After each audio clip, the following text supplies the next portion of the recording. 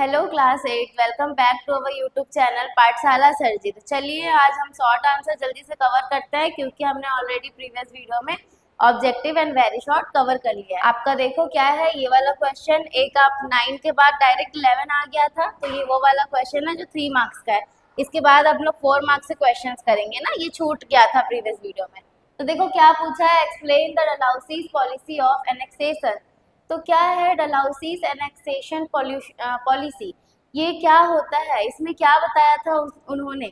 जैसे ब्रिटिशर्स ना ये लेके आए थे डॉक्ट्रिन ऑफ लैप्स। इसका मतलब क्या होता था, जो भी राजा रानी जहाँ जैसे रूल करते हैं, पहले के ज़माने में क्या होता था कि किसी एक पर्टिकुलर एरिया में राजा या रानी रूल कर रहे हैं, तो वहाँ पे वो रूल करते थे। अब उनके अगर कोई सक्सेसर नहीं हुए, मीन्स अगर उनका बेटा नहीं हुआ जो आगे जाके उनका राज्य चला सकता है, तो वो वाले एरिया को क्या करते थे, ब्रिटिशर्स अपने कब्जे में रख लेते थे।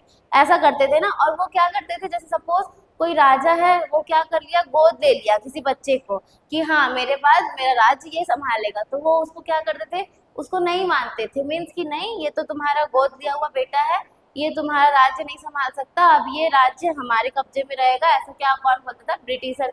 और ये किस में लिखा हुआ था, मतलब ऐसा रूल किस में बनाया था, ये डॉक्ट्रिन ऑफ लैप्स में। इसका मतलब भी यही है कि इस पॉलिसी में वो ब्रिटिशर्स ऐसा काम करते थे। तो देखो क्या लिखा है, रीड भी करते हैं। फर्स्ट पॉइंट में, doctrine of lapse means king without successor had adopted children or had adopted children would not get right to rule there state. देखो लिखा है वही, जिसके पास सक्सेसर नहीं है, जो कोई अडॉप्टेड किया हुआ, मतलब अडॉप्टेड किए हुए चिल्ड्रन है, तो उसको कोई राइट्स नहीं है वहाँ पे रूल करने की। तो देखो, दो state they are captured by English, मतलब वो सारे स्टेट्स जहाँ पे ऐसा होता था, जिन राजा के बच्चे नहीं होते थे या जो गोद लिए हुए होते थे, वो उस एरिया को कौन कैप्चर कर लेता था, ब्रिटिशर्स। अब देखो क्या है, which were ruled by the kings without successor. Second में क्या है, कैप्चरिंग ऑफ दो state which had poor governance, जहाँ का जैसे राजा कमजोर हैं, वीक हैं, वो वाले एरिया भी क्या करते थे, ब्रिटिशर्स अपने कब्जे में कर लेते थे। थर्ड में क्या है, authorising the states through Wars, और जैसे पहले वॉर्स वगैरह भी होते रहते थे, तो उसके थोड़ा आइट साइड के एरियाज भी वीक हो जाते हैं वॉर के कारण, या ऐसे हार जाते हैं तब वीक हो जाते हैं, तो वो सारे एरियाज भी क्या करते थे, ब्रिटिशर्स कैप्चर कर लेते थे। क्यों, देखो ब्रिटिशर्स का ना मेन मोटिव था कि वो ज़्यादा से ज़्यादा एरिया में रूल करे, लेकिन वो ऐसा छीन तो नहीं सकते थे, तो वो ऐसा कुछ ऐसा पॉलिसी वगैरह ला देते थे कि जिससे लोग को मानना पड़े और उनके एरिया में क्या आता जाए, मतलब उनके कैप्चर में ज़्यादा एरिया आता जाए। ऐसा ऐसा आप समझ सकते हो। तो याद रहेगा, डॉक्ट्रिन ऑफ लैप्स में आपको किस चीज़ के बारे में लिखना है, ठीक, ये डलहौसीज़ पॉलिसी बोलते हैं इसको। क्या है वो, डॉक्ट्रिन ऑफ लैप्स, ये डलहौसीज़ नाम था ब्रिटिशर्स का। चलो नेक्स्ट देखें। आई होप आप लोग को अच्छे से समझ आया होगा। अब देखो यहाँ से आप लोग को 4 मार्क्स का क्वेश्चन है, और ये सारे 4-5 मार्क्स के क्वेश्चंस को अच्छे से करना होता है। ये बहुत स्कोरिंग होता है आपके एग्जाम के लिए, जितना अच्छा आप लिखोगे उतना अच्छा आपको मार्क्स मिलेगा। देखो 13 में क्या है, the middle class has become the backbone of modern social system.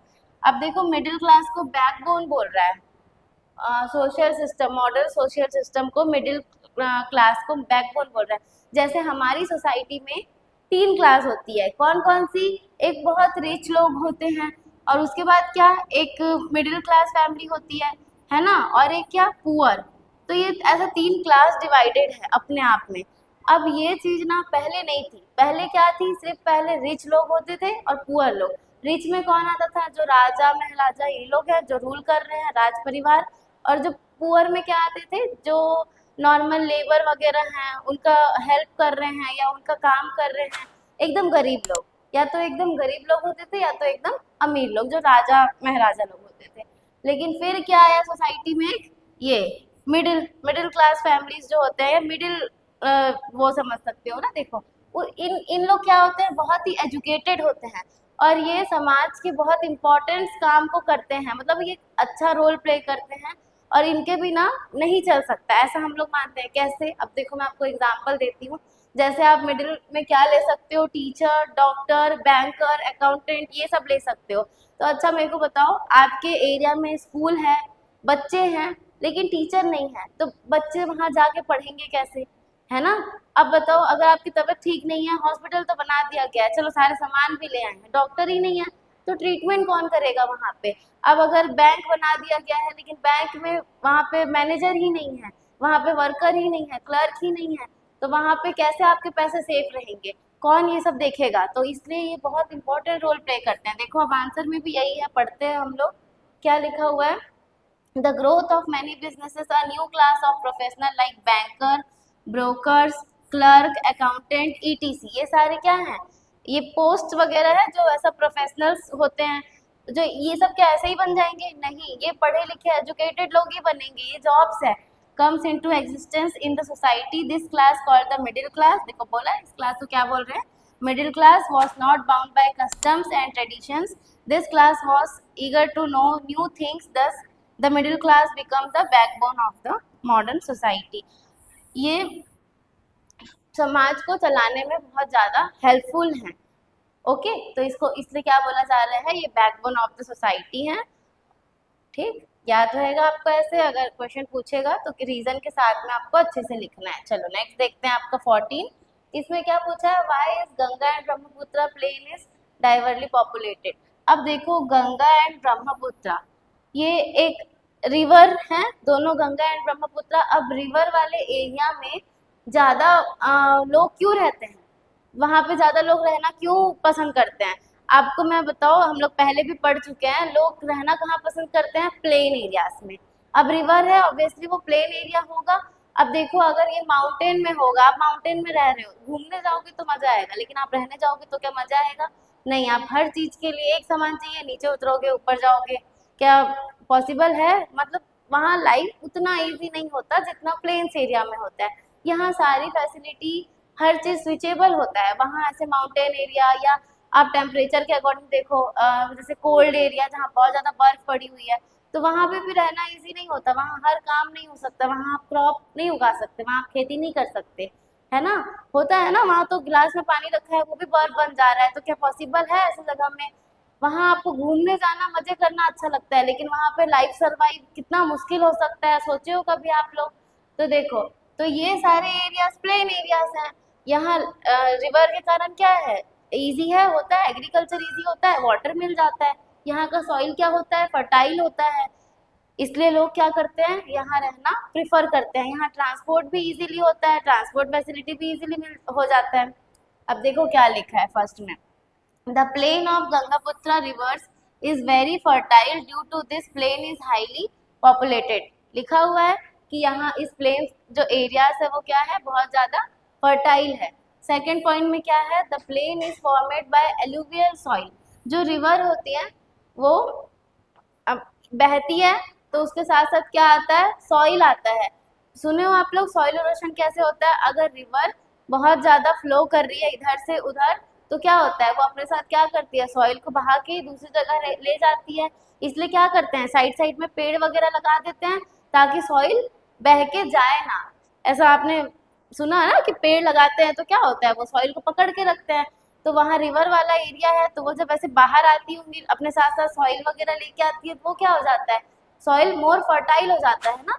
तो देखो वही वही चीज़ लिखा है ना इसमें, एलुवियल सॉइल अच्छा होता है एग्रीकल्चर के लिए। थर्ड क्या है? In this plain water is found on large quantity. Obviously river है, वाटर तो लार्ज क्वांटिटी में मिलेगा ही, एग्रीकल्चर इजी है। फोर्थ में क्या है? Due to plain areas network of railways and roadways easily, मतलब देखो रेलवे वगैरह से और ये जो रोडवे है वो क्या है? ट्रांसपोर्टेशन इजी है, समझो। ट्रांसपोर्टेशन क्या है? बहुत ही इजी तरीके से हो जा रहा है। कुछ भी उगाए हैं जो क्रॉप्स वगैरह बेचना ले जाना है, वहाँ से कुछ मंगवाना है, इजीली हो सकता है। गाड़ी का है सुविधा, ट्रेन का है, जैसे करना चाहते हैं, बेचना चाहते हैं ले जाके बेच सकते हैं, कुछ मंगवाना चाहते हैं मंगवा सकते हैं। तो वहाँ के लोगों के लिए इजी है, इसलिए ऐसे वाले एरियाज में क्या होता है? बहुत ज़्यादा लोग रहते हैं। चलिए नेक्स्ट देखते हैं, समझ आ रहा है ना आप लोग को अच्छे से? चलो देखते हैं आपका नेक्स्ट 15 वाला। इसमें क्या पूछा है? सब्सिस्टेंस एंड इंटेंसिव फार्मिंग के बारे में पूछा है। तो देखो सब्सिस्टेंस फार्मिंग क्या होता है और इंटेंसिव फार्मिंग क्या होता है।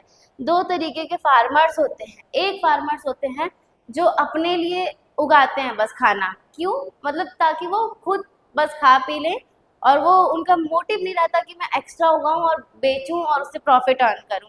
जैसे कि आपने कभी कभी देखा होगा जो गाँव में बाड़ी वगैरह होता है नॉर्मल, वहाँ क्या करते हैं वो लोग थोड़े सब्जियां लगा देते हैं ताकि उनके घर के लिए चल जाए। वो उनका मोटिव नहीं होता कि हम सब्जियां बाजार में जाके बेचें, उनका मोटिव क्या होता है कि हमारे घर के लिए चल जाए, हम लोग खा लें, हमारी फैमिली खा लें और चल जाए, एटलीस्ट कुछ सीजन तो चल ही जाए। तो ये क्या है आपका सब्सिस्टेंस फार्मिंग है। और इंटेंसिव फार्मिंग क्या है, जैसे वेजिटेबल्स की भी आपने देखे होगी बड़ी बड़े लैंड में लगाए रहते हैं, जहाँ बहुत सारा टमाटर लगा हुआ है, बहुत सारा मिर्ची लगा हुआ है, लाइन से पूरा ऐसे उन लोग पूरा फार्मिंग ही उसी चीज़ का कर रहे हैं। और क्या कर रहे हैं, उसको मार्केट में सप्लाई कर रहे हैं, उसको बेच रहे हैं और उससे क्या कर रहे हैं, अर्न कर रहे हैं। तो ये क्या है, इंटेंसिव फार्मिंग है। इससे क्या पता चलता है, मतलब वो उनका मोटिव क्या है कि उसको बेचना और प्रॉफिट अर्न करना। अब देखो वही चीज लिखा हुआ है, देखते हैं। फर्स्ट में क्या है, subsistence farming is that type of farming practice in which the farmer raises agricultural crops himself and his family। ये याद रखना, वो क्यों कर रहे हैं ये खेती, अपने लिए और अपनी फैमिली के लिए। अब देखो इंटेंसिव में क्या लिखा है, farming is an agriculture practice in which effort are made to increase the production. देखो वो चाहते हैं कि प्रोडक्शन ज़्यादा हो with added units of labour and capital and rise to 3 crops in a year. देखो वो चाहते हैं कि ज़्यादा प्रोडक्शन हो, उसके लिए क्या कर रहे हैं, लेबर्स वगैरह यूज़ कर रहे हैं। अब देखो जैसे मैंने आपको एग्जांपल दिया, गांव में जो पीछे बैकयार्ड्स वगैरह होते हैं वहाँ क्या करते हैं लोग, सब्जियां लगा देते हैं। तो वहाँ उन लोग क्या करते हैं, खुद काम कर सकते हैं ना, थोड़ी सी जगह में टमाटर लगा है, थोड़ी सी जगह में मिर्ची लगा है, फिर थोड़ा सा धनिया लगा दिए हैं, तो वो क्या कर रहे हैं, मतलब वहाँ खुद ही काम कर ले रहे हैं, उनसे खुद हैंडल हो जाएगा। लेकिन ये जो बड़े एरिया में लगा रहता है उसके लिए उनको लेबर हायर करने पड़ते हैं, और क्या ज़्यादा से ज़्यादा कैपिटल लगाना पड़ता है, मतलब पैसा लगाएंगे तब तो उतने सारे बीज खरीद के लाएंगे, फिर वैसा फैसिलिटेट करेंगे, जितना टेम्परेचर चाहिए उसके लिए कुछ सेटअप करेंगे, होता है ना, देखे हो बहुत सारे कुछ में ऐसा कवर किए रहते हैं किसी चीज़ से उन लोग कि ज़्यादा टेम्परेचर ना पड़े या कम टेम्परेचर ना हो, कहीं आते जाते आपने देखा होगा। चलो देखते हैं। और क्या, और एक साल में, जैसे ये एक साल में एक बार लगा रहे हैं, जिस टाइम जो सीजन आ रहा है वो लगा दे रहे हैं। और इन लोग क्या कर रहे हैं, 3 क्रॉप्स इन अ ईयर, एक ही साल में, जैसे सपोज एक कुछ है उसको लगा रहे हैं, उसको प्रॉपर होने में और फिर उसकी कटाई तक का लग रहा है 3 to 4 मंथ्स। तो 3 to 4 मंथ्स उन्होंने कर दिया, देन फिर उसको बेच दिया, फिर उसके बाद फिर से वो कर रहे हैं वही चीज़, है ना, उनके पास सारे टूल्स है, उनके पास फैसिलिटी है। और ये सब्सिटेंस वाले क्या कर रहे हैं, इसमें क्या करते हैं, जैसे सीजन के अकॉर्डिंग, अभी बरसात आए हैं तो ये चीजें हो जाएंगी तो लगा दी उन्होंने, और पानी मिला, बरसात आया, वैसा वैसा वेदर आया और उस समय हो गया वो, लेकिन सीजन के अकॉर्डिंग। और ये क्या कर रहे हैं, ये अपने से वो सारी फैसिलिटी दे रहे हैं उसको कि हाँ ये अच्छा क्रॉप हो, और ये बार बार कर रहे हैं 3 टाइम्स इन अ ईयर। चलो नेक्स्ट देखते हैं, अब तक तो आपको समझ आ ही गया होगा। ये क्या है, household labour are use, जो घर के लोग काम कर लेते हैं हो जाता है, यहाँ आउटसाइड के लेबर काम करते हैं, बाहर से लेबर हायर किया जाता है। थर्ड में क्या है, farming is done on the traditional, मतलब जो ट्रेडिशनली समझ गए आप, जैसे सीजनल हो रहा है नॉर्मल, और क्या जो नॉर्मल इक्विपमेंट्स होते हैं जो पुराने ज़माने क्या नॉर्मल खेती की जा रही है, यहाँ पे टूल्स यूज होते हैं, जैसे ट्रैक्टर वगैरह, हार्वेस्टर वगैरह, ऐसे समझ सकते हो। ये छोटा सा था तो इसको ऐसे ही कर ले रहे हैं, इसमें ज्यादा चीज यूज हो रहा है ना, फर्टिलाइजर्स वगैरह यूज हो रहे हैं, हो गए टूल्स यूज। अब देखो फोर्थ में क्या है, production is mean for own family only, खुद के लिए होता है, शुरू से बता रही हूँ। इसमें क्या होता है, primary mean for domestic consumption, excess is sold in the market. अब इसमें भी आप ऐसा नहीं बोल सकते कि आप वो लगाया है उतना, ऐसा करता है क्या कोई कि चलो उनके पास बहुत सारी टमाटर की खेती हो गई है, अब वो ले जाके मार्केट में बेच दिए उस चीज को, अब बोल रहे हैं कि लाओ हम भी खरीद लेते हैं यहीं से, हमारे घर में भी तो टमाटर चाहिए, ऐसा होगा क्या, नहीं। ऑब्वियसली वो अपने लिए रखेंगे ना कुछ, उसके बाद जाके बेचेंगे कि हमको भी खाना है टमाटर, तो ले लिए, हमारे यहाँ तो था, अब जितना बचा हुआ है सारा बेच देते हैं। ऑलरेडी उन्होंने लार्ज अमाउंट में फार्मिंग की हुई है ना, तो वही चीज बताया। चलो अच्छे से समझ आ गया आप लोग को। चलो नेक्स्ट देखते हैं, 16 में क्या है। 16 में पूछा है how political development took place in Chhattisgarh, जैसे कि कौन कौन से, मतलब कौन कौन छत्तीसगढ़ में रूल किया, छत्तीसगढ़ का पॉलिटिकल कंडीशन कैसा रहा। चलो देखते हैं क्या है इसमें answer. From the very beginning Chhattisgarh was peace loving state, Chhattisgarh एक पीस एंड लविंग स्टेट है। देखते हैं so many people political change are not found here, यहाँ ज़्यादा पॉलिटिकल चेंजेस नहीं हुए हैं from the end of the 10th century. देखो 10th सेंचुरी से लेके 18th सेंचुरी तक का कौन रूल किया है?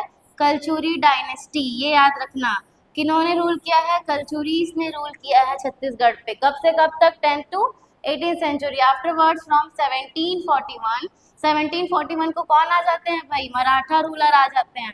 1741 के बाद किन्होंने रूल किया है? मराठा रूलर ने यहाँ पे रूल किया हुआ है। देन उसके बाद क्या होता है? आफ्टर दिस फ्रॉम 1854 टू 1947, 1947 को क्या मिल गया था? इंडिया को इंडिपेंडेंस मिल गया था। तो मीन्स इंडिपेंडेंस के पहले का बात हो रहा है। देखो 1854 से लेकर 1947 तक कौन रूल किया है छत्तीसगढ़ में? ब्रिटिशर्स। ऑब्वियसली पूरे इंडिया में रूल कर रहे थे तो उन्होंने यहाँ पे भी रूल किया है। तो ये देखो डेट दिया हुआ है, ठीक। अब देखो ड्यूरिंग दैट टाइम 14 समंतास and many zamindars were there. अब देखो 14 समंतास एंड जमींदार। समंतास एंड जमींदार का मेन रोल क्या होता था? ये होते क्या है? ये एक ऐसा पोस्ट का नाम समझ सकते हो, जैसे कि राजा, एक राजा अगर यहाँ पे मैं बोली ये राजा है, इसका ये पर्टिकुलर एरिया है तो वो इस एरिया से रूल कर रहा है, तो बाकी के एरिया को कवर करना उसके लिए क्या पॉसिबल है? मीन्स थोड़ा डिफिकल्टी जाता है। तो वो क्या कर दिया, इस एरिया के लिए एक समंतास, एक जमींदार, एक समंतास, ऐसे अलग अलग जगह में कुछ पोस्ट दे देते हैं। जैसे जमींदार बना दिए, समंतास बना दिए। इन लोग क्या करते थे ना, वहाँ से टैक्स कलेक्ट करके राजा को दे देते थे। जमींदार्स क्या करते थे? ब्रिटिशर्स को देते थे। और समंतास जो बोल रहा है वो भी ऐसा रहता था कि राजा के अंडर ही रूल करता था, लेकिन एक एक जगह से, अब सारा जगह राजा नहीं देख सकता ना, तो वो ऐसा एजेंट टाइप से समंतास होते थे, जमींदार होते थे। जमींदार का मेन रोल क्या रहता था कि वो बाकी लोग से टैक्स ले और जाके किसको दे दे? राजा को या ब्रिटिशर्स को, समझ सकते हो। Okay, our state had played an important role in freedom movement on 15 August. ठीक है, हमारे स्टेट ने भी फ्रीडम के लिए इम्पोर्टेंट रोल प्ले किया है, और जैसे 15 अगस्त को फ्लैग होस्टिंग हुआ तो वैसे ही छत्तीसगढ़ में भी किया गया। ठीक, तो ये समझ में आ गया आप लोग को। ये डेट्स याद रख लेना ना, पहले कलचुरीस आए, फिर मराठास आए, फिर ब्रिटिशर्स आए। तो ये मराठास का डेट है और ये आपका ब्रिटिशर्स का 1854 टू। चलो ठीक, नेक्स्ट करूं। देखो क्या है 17 में। अब आपका 17 में पूछा है right the election of president on the basis of their points. जैसे कि सारे लोगों का इलेक्शन का एक प्रोसेस होता है या एक टर्म्स एंड कंडीशंस होते हैं, तो इसमें पूछा गया है कि प्रेसिडेंट के लिए क्या क्या होता है। कौन है अभी अभी हमारे प्रेसिडेंट? द्रौपदी मुर्मू जी हैं। ठीक, तो देखो उनका इलेक्शन का क्या प्रोसेस है, ऐसा पूछा है। एज, मिनिमम एज क्या है, मतलब किस एज में जाके आप उस इलेक्शन के उस पोस्ट में जा सकते हो, तो क्या है 35 ईयर्स। इसका मीन्स क्या है 35 ईयर्स में ही आप बन सकते हो, तो 35 ईयर्स के पहले नहीं बन सकते आप। 35 ईयर्स के जब हो जाओगे तो उसके बाद आप बन सकते हो प्रेसिडेंट, ऐसा। ठीक, 35 अबव। ओके, अब देखो सेकंड में क्या है, इलेक्शन प्रोसीजर।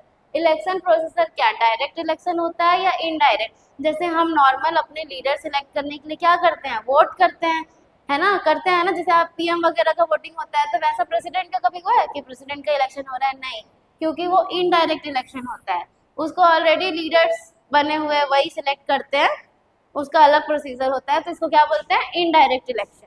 अब देखो थर्ड में क्या है, एजुकेशनल क्वालिफिकेशन।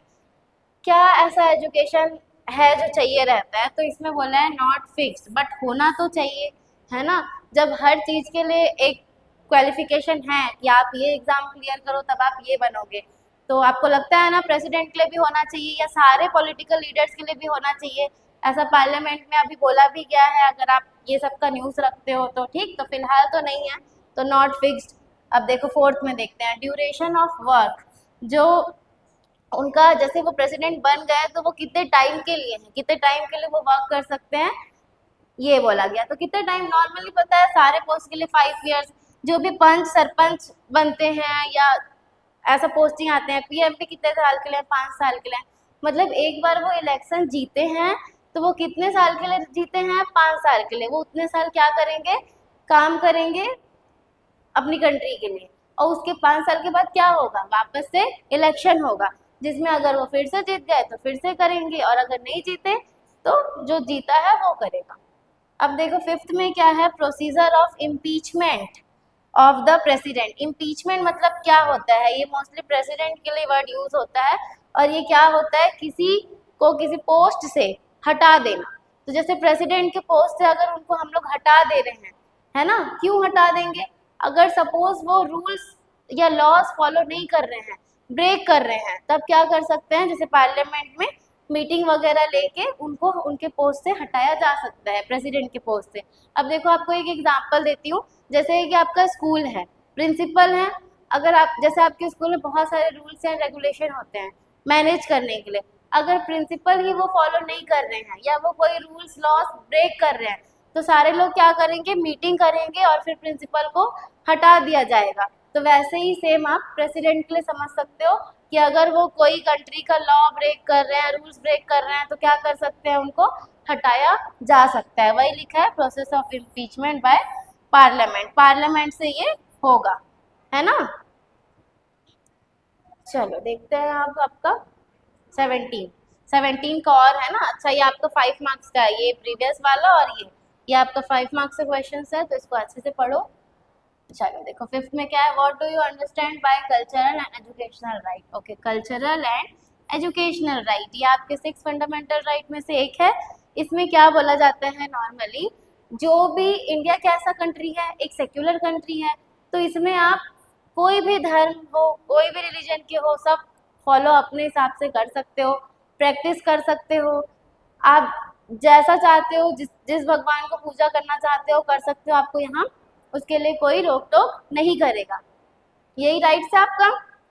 अब देखो इस राइट्स के अकॉर्डिंग और क्या क्या होता है, जैसे अगर कोई अपने लैंग्वेज, अपने धर्म का स्कूल खोलना चाहता है, तो वो खोल सकते हैं, ओपन कर सकते हैं। और ऐसा क्या किसी भी प्लेस में कर सकते हैं, ऐसा पर्टिकुलर प्लेस डिसाइड नहीं है कि आप इतना एरिया ले लो और इसमें अपने धर्म का कर लो, नहीं, आप ऑल ओवर इंडिया में कहीं पे भी जाके अपने धर्म का स्कूल ओपन कर सकते हो, वहाँ पे पढ़ा सकते हो।